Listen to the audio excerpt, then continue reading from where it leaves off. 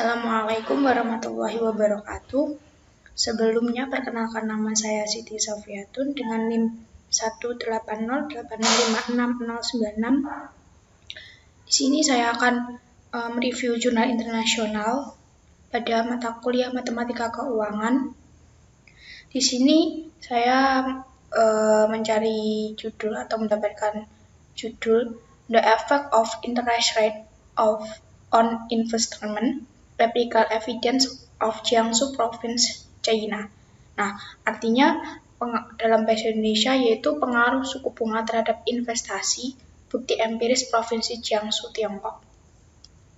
Dalam jurnal ini dilatar belakangi dengan adanya perubahan suku bunga yang dapat dicerminkan melalui operasi dasar ekonomi makro. Juga efek semua variabel makroekonomi seperti PDB, tingkat harga, tingkat pekerjaan, keseimbangan internasional dalam pembayaran, tingkat pertumbuhan ekonomi, dan lain-lain. Nah, di sini itu karena adanya suatu perubahan suku bunga yang terdapat faktor utamanya yaitu mengenai nilai situasi makroekonomi dan analisis tren tingkat suku bunganya, dan metode utama untuk memprediksi situasi ekonomi makroskopik. Karena di Jiangsu, Tiongkok ini termasuk salah satu negara yang terbesar di Cina dalam investasinya. Nah, karena itu di sini peneliti ingin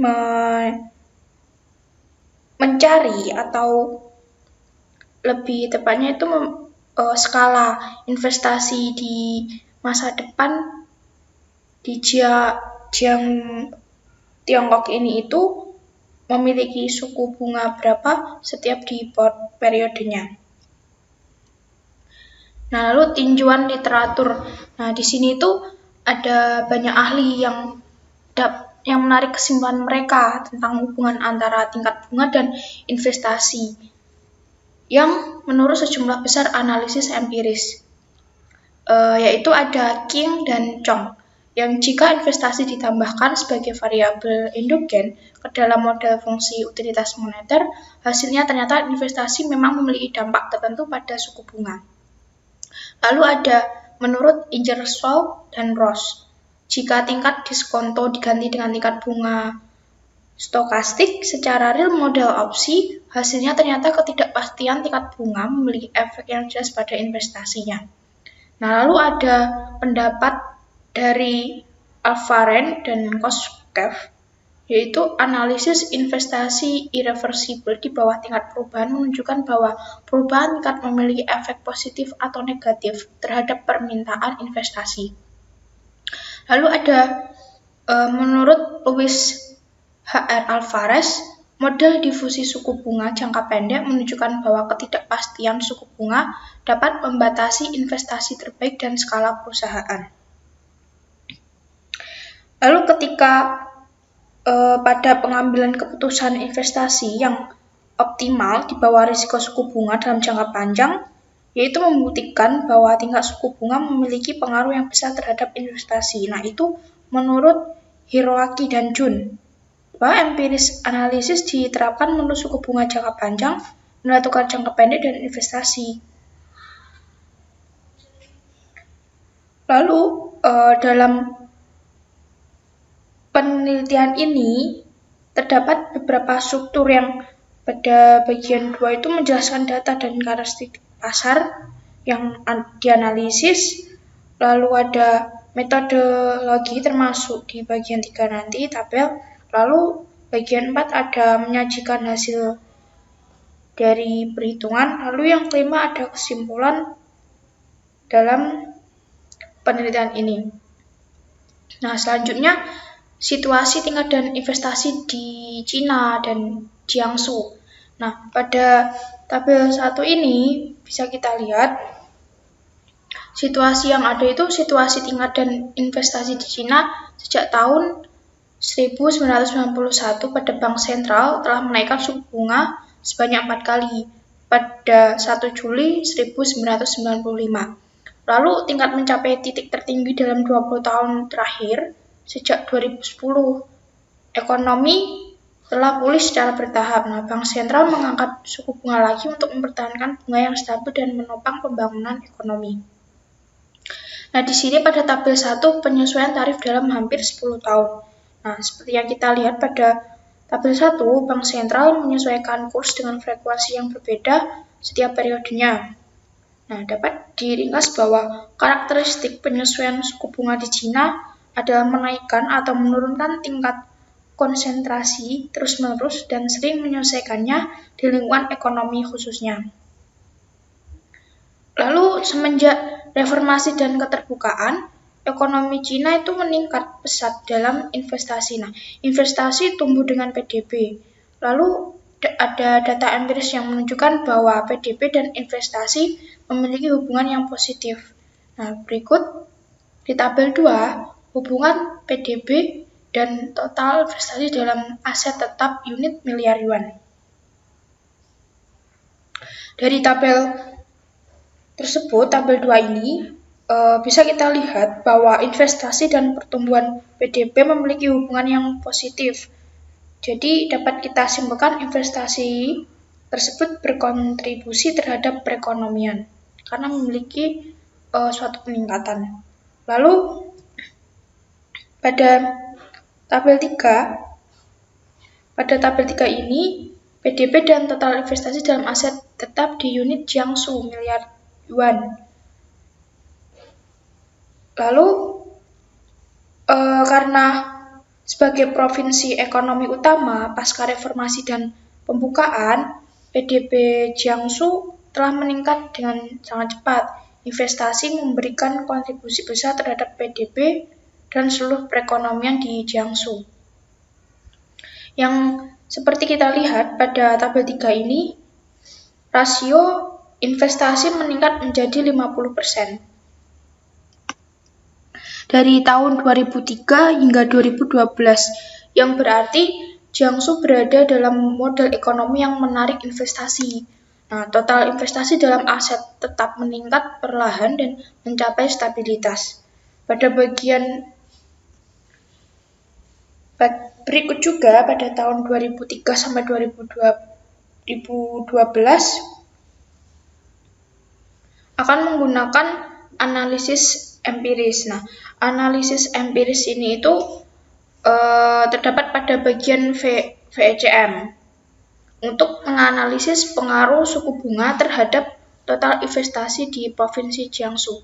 Nah, suku bunga pinjaman 1 tahun dipilih sebagai variabel suku bunga dan indeks harga investasi aset tetap, yaitu variabel investasi. Dari data yang berhasil dari Badan Statistik Negara, membuat suatu logaritma perlakuan untuk variabel investasi untuk menghilangkan kemungkinan heteroskedasitas dan menilainya sebagai LNTZ. Nah, tarifnya dapat dihitung setiap tahun dan ditandai dengan sebagai R. Lalu, untuk menarik perhatian besar apakah dapat melewati uji stabilitas atau tidak, di sini pada tabel 4 terdapat hasil pengujian yang menunjukkan bahwa R dan LNTZ keduanya tidak stasioner. Nah, di sini menunjukkan keduanya tidak stasioner pada level AR0. Tetapi stasioner pada perbedaan pertama AR1.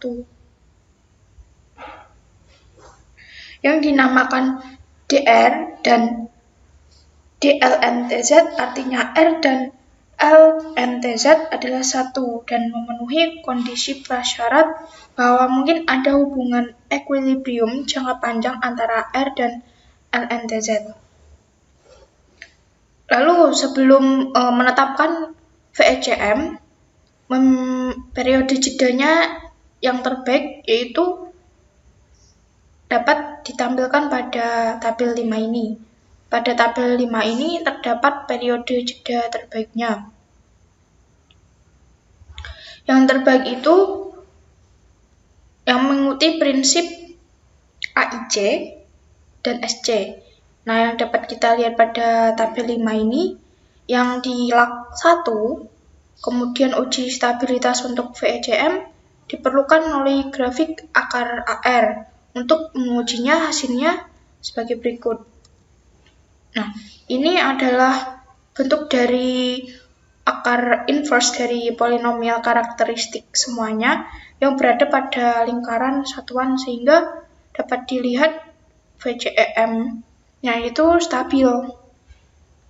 Nah, tapi sebelum menetapkan model ekonomi perlu dilakukan uji kointegrasi juga untuk menentukan apakah ada hubungan keseimbangan jangka panjang antara variabel.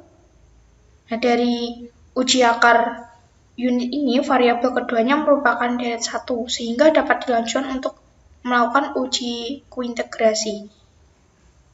Di sini, uji kointegrasi menghasilkan tes Johnson yang digunakan untuk menguji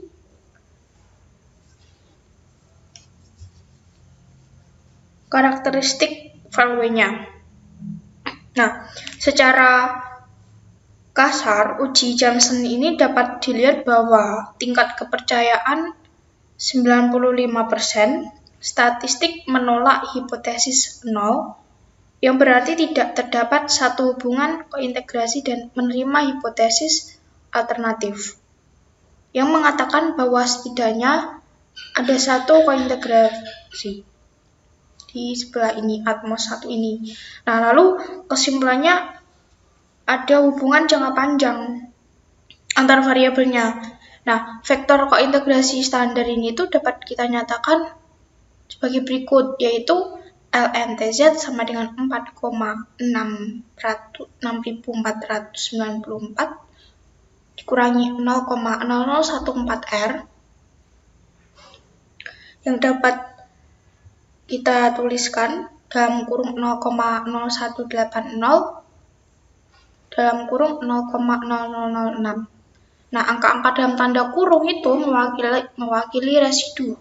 Semakin kecil residunya, semakin akurat persamaan kointegrasinya. Nah, jadinya bahwa suku bunga dan investasi memiliki hubungan jangka panjang yang negatif. Jika tingkat berkurang 1%, investasi akan meningkat 0,0014%. Nah, sekarang kausalitas Granger digunakan untuk menguji kausalitas antara tingkat dan investasi di Jiangsu. Dapat kita lihat pada tabel 7, hasilnya yaitu uji kausalitas Granger. Seperti yang ditunjukkan pada tabel, LNTZ adalah penyebab Granger dari R, dan R juga merupakan penyebab Granger dari LNTZ. Nah, ini berarti ada kausalitas dua arah antara tingkat bunga dan investasi. Jadi, tingkat bunga dan investasi dapat saling mempromosikan. Nah, VECM itu vector error correction modelnya adalah model VAR. Kendalanya, jika ada hubungan kointegrasi antara dua variabel, VECM dapat dibentuk setelah menemukan hubungan keseimbangan jangka panjang antar variabel. Maka VECM dapat digunakan untuk menguji hubungan jangka pendek di antara merekanya. Nah, berdasarkan persamaan kointegrasi di atas, VECM dapat dinyatakan sebagai di dalam kurung LNTZ sama dengan minus 0,0066 dikurangi 0,3934 ECM dikurangi 0,1134 D kali LNTZ ditambah 0,0160 D. ECM sama dengan minus 4,6494 tambah LNTZ plus 0,0014 R. Nah, pada tabel 8 ini, nilai dari ECM itu kan negatif dan signifikan, yang menunjukkan hubungan jangka panjang antara variabel kecepatan penyusuan menuju keseimbangan jangka panjangnya, yaitu 39,4%.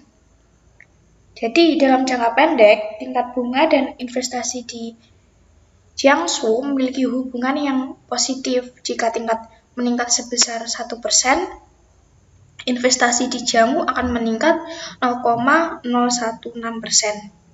Nah, sehingga dapat disimpulkan bahwa kenaikan suku bunga akan mendorong investasi dalam jangka pendek. Namun, di saat yang sama, ditemukan bahwa goodness of it tidak begitu baik mengacu pada nilai R. Dan nilai UJT ada kecil yang berarti koefisiennya tidak signifikan. Nah, model yang non-teori, jadi respon impuls analisis dan dekomposisi varian biasanya digunakan untuk menganalisis modelnya. Lalu, analisis respon impuls berfungsi pada analisis efek dinamis pada sistem ketika terjadi kesalahan perubahan dalam model. Nah, di sini ada menunjukkan gambar, yaitu analisis respon impuls yang masing-masing variabel dari 10 periode sebelumnya, dan hasilnya ditunjukkan sebagai berikut ini pada gambar 2, gambar respon impuls. Nah, seperti yang ditunjukkan pada gambar, variabel investasi memiliki respon yang kuat terhadap standar defisiennya. Dalam formasi, ketika tingkat dipengaruhi oleh unit standar, variabel investasi tidak berubah dalam periode pertama.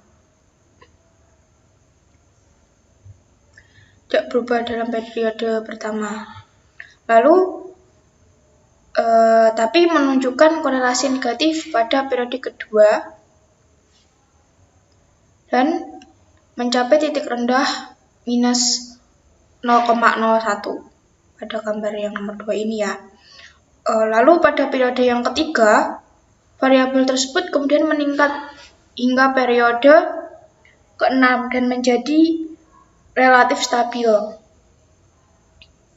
Lalu bisa kita lihat juga bahwa korelasi negatif antara tingkat dan investasi memiliki dampak yang seiring dengan waktu. Berbeda dari respon infusis, dekomposisi varian dapat menguraikan varians dari suatu variabel ke dalam setiap gangguan dan kemudian menggambarkan perubahan sistem dalam perspektif dinamisnya. Nah, berikut ini gambar dari varian decomposition of LNTZ yang menghitung rasio kontribusi masing-masing variabelnya. Nah, di sini memiliki 10 periode juga, periode sebelumnya, dan hasilnya dapat kita lihat pada gambar nomor 3 ini, dekomposisi varian investasi. Seperti yang telah dijelaskan bahwa varian dari suatu variabel ke dalam setiap gangguan dan kemudian menggambarkan perubahan sistem dalam perspektif dinamisnya. Lalu, terdapat tabel dekomposisi variannya yang dapat kita lihat dalam tabel 9 ini. Ditemukan bahwa dampak investasi itu sendiri sangat kuat. Nah, rasio kontribusi tetap sebesar 97% hingga periode ke-10, yang berarti investasi dapat dipengaruhi oleh nilai historisnya. Kemudian kontribusi rasio tingkat investasi yang terus meningkat dan tetap menjadi 2,4% pada periode ke-8.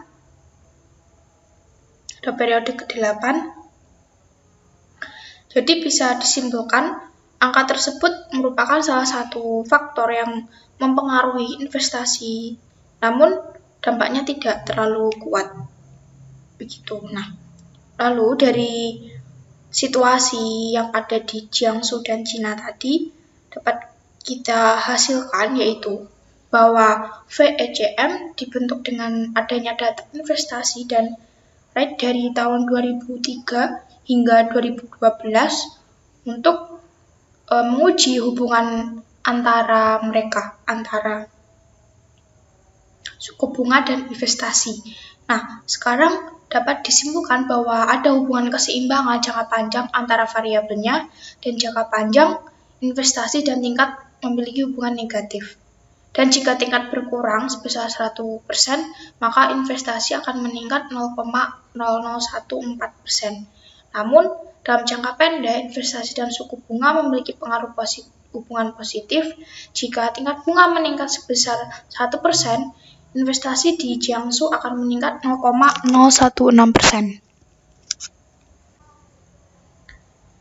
Nah, sekian presentasi dari saya. Terima kasih yang telah menyaksikan dan mohon maaf apabila ada salah kata dalam menjelaskan atau ada tutur kata yang kurang berkenan.